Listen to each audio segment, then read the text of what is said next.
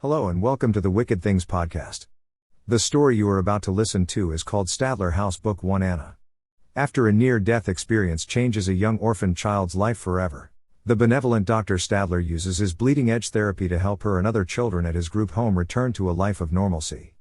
This short story brings to life the challenges faced by trying to help one small group of children survive their common pasts. Rodney nearly froze to death but watched as his sister was taken. Julie, almost successful in her final attempt to end her life but was plucked from the moment of death. Tyler, a teen substance abuser, was saved by emergency room doctors after overdosing. Anna, a young orphan who narrowly survived her brush with death due to a house fire. John felt the jaws of his uncle's feral dogs around his throat but was saved from death by paramedics. Emily, the only child who has never had a brush with death. What do all of the residents of the Stadler group home truly have in common? The answer will shock and terrify you. Dr. Stadler and Maggie's master bedroom is full of heavy old stained wood furniture. A massive king-size sleigh bed fills the center of the spacious room. Low, dark wood nightstands sit on either side of the bed with matching bronze-colored lamps, topped with off-white shades bearing ornate floral designs circling the bottom of each.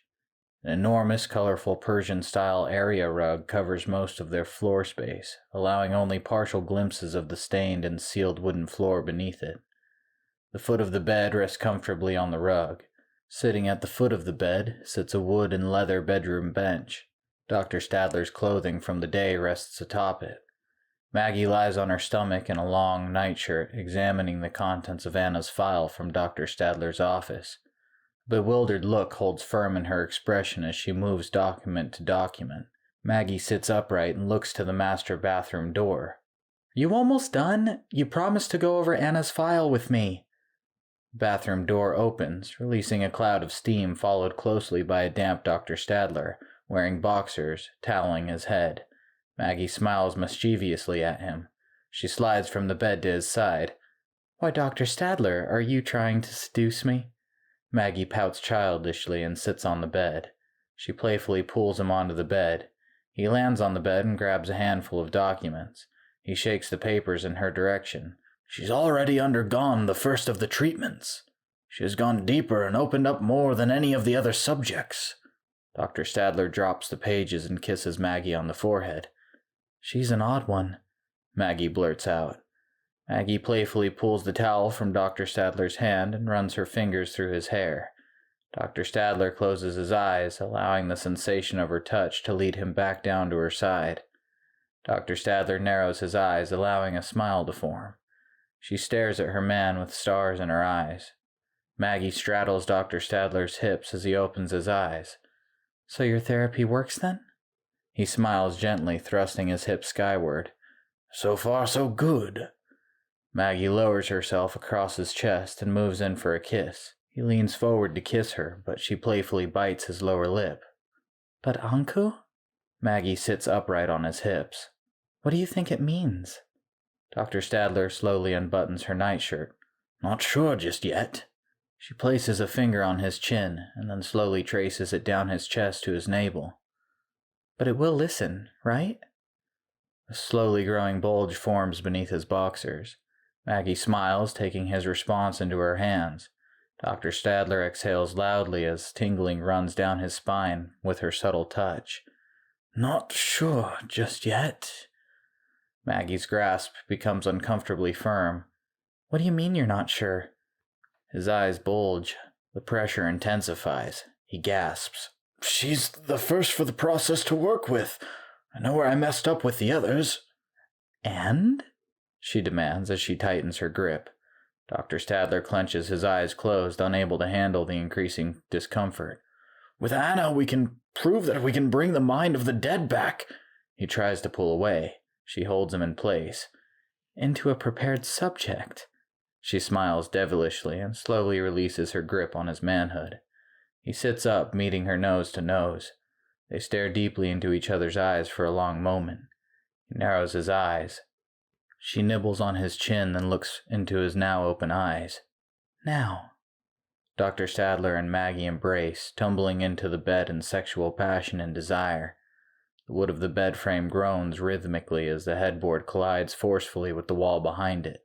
Moans of passionate lovers fill the air. The lightning from the storm outside offers a glimpse to each lover's inhibition-free focus. A flash of lightning reveals Anna standing a silent and ghastly vigil in the room just outside the view of the Stadlers. She exits silently through the door amidst the loud sounds of passion generated by the couple. Crawling on all fours closely behind her are two shadowy figures in vaguely human shapes.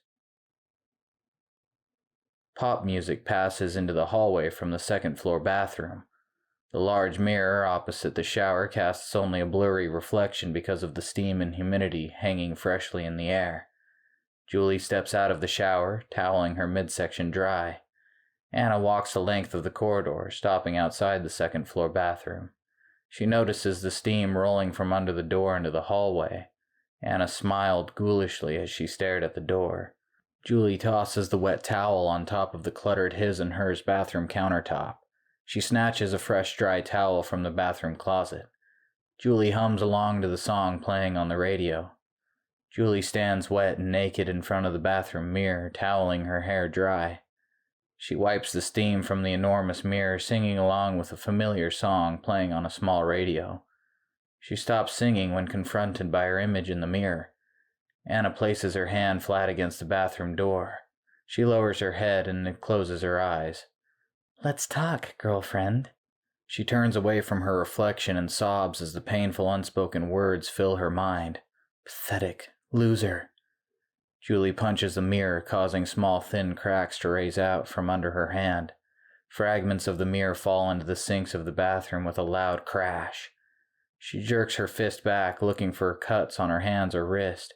She smiles and exhales, seeing no injuries to explain, but the voices return rather quickly. What a loser. The voices in her head distract Julie from watching her surroundings. Two shadowy figures pass under the door and enter the bathroom unnoticed. The shadows move along the wall behind her, stopping above Julie on the ceiling. Poor girl. The whispers fill her head while Julie studies the long scars running the length of her wrist to her elbow. When you needed them, where were they? She slides her colorful hoop bracelets into place to hide her most visible scars. No one has ever been there for you when you needed them. Tears flow down her cheeks as she attempts to apply her mascara. Everyone leaves you. You're a horrible person. Julie's mascara mixes with the tears, sending black tears tracing a path down her delicate face. The bathroom door quietly swings open, revealing Anna. The loud pop music conceals the young girl's entrance, followed by the closing of the bathroom door. Anna watches Julie for a long moment with deep red pupilless eyes. They know you don't belong. The voices in her head continue their assault on her mind. Julie collapses, drawing her knees close to her chest, weeping. I know. Julie clenches her ears in her hands as she violently rocks in place. The voices return, giving her no closure to the evening's torments. They know you died.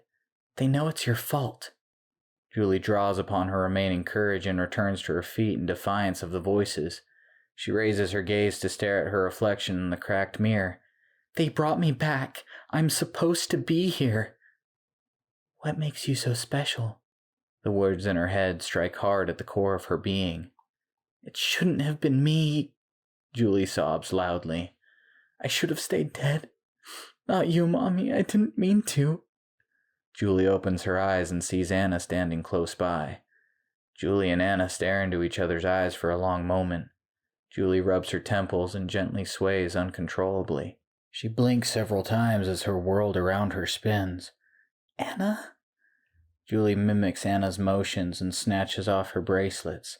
Bracelets slide and clatter across the bathroom floor. Julie's willpower fails her as Anna holds the puppet's strings.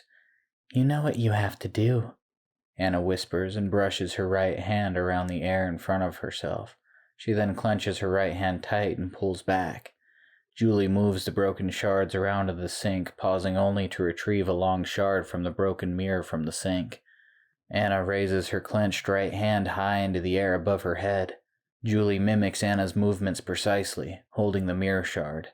Anna hammers her fist against the soft inside of her forearm repeatedly. Blood sprays across the length of the mirror as Julie stabs the shard into her forearm. A torrent of precious bodily fluid erupts through the freshly opened wound. Surprise fills Julie's expression as she realizes what she has just done. She touches inside one of the newly inflicted wounds, confused by the lack of sensation. The young woman's vision becomes blurry. Julie slumps to the floor, unaware that the lack of sensation comes from both shock and trauma that will now allow her to pass beyond the veil. The veil's only job is to contain new souls passing into eternity. Julie whimpers and cries on the hot, sticky, blood-soaked floor of the bathroom. "Welcome home, Julie." Anna closes the door and walks out of the bathroom into the hallway. She steps back to avoid colliding with Emily. "Where have you been?" Emily asks, seemingly oblivious to the events that have transpired so far this evening. Anna shrugs. "Downstairs, watching the rain. It really puts me at peace." Emily smiles and shows Anna a small nail polish kit. "Let's do your nails." Before Anna can offer any resistance, Emily seizes Anna by the wrist and leads her off to their bedroom. Anna glares at the innocent child, dragging her close behind.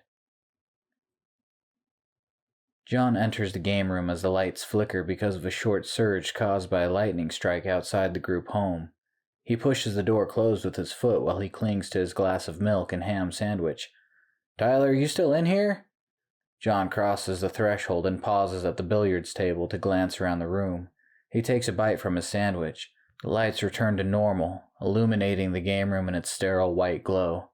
Lightning flashes and thunder booms nearby, causing John to jerk instinctively. His twitch sends a line of milk out of his glass into the floor below. He groans. He knows he will end up in trouble, again. "Come on, man, where are you at?" John waits a moment for a response. John sees movement out of the corner of his eye, drawing his attention to a darkened corner near the weight bench. He slowly crosses the room, confident he has found his friend. "Tyler? That you?" The heavy smell of nail polish fills the small bedroom of Emily and Anna. Anna sits on top of a bed, braiding Emily's hair from behind. She looks towards the game room and narrows her eyes. "I need a drink." Anna stands up and walks toward the door. Emily looks up at Anna. "Can you grab me a drink too?" "Sure, no problem." Anna glances back, but her thoughts are elsewhere. Anna turns and stares at Emily. "Promise me you'll stay put." Emily nods. "Sure, but do my toes next, 'kay?" Anna smiles and leaves quietly, closing the door behind her. This has been the Wicked Things podcast presentation of Stadler House Book 1 Anna. Thank you for listening. And come back real soon.